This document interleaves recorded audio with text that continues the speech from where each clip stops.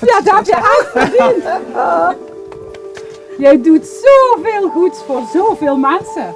Dat ik het tijd vond dat dat eens een keertje in het zonnetje gezet werd.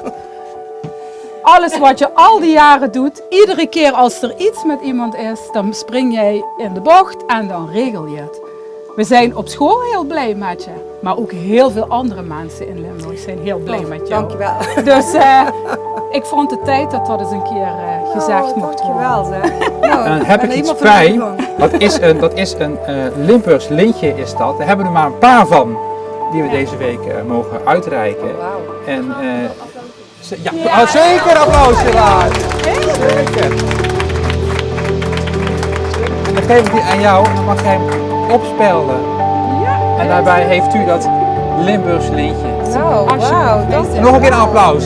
Ja.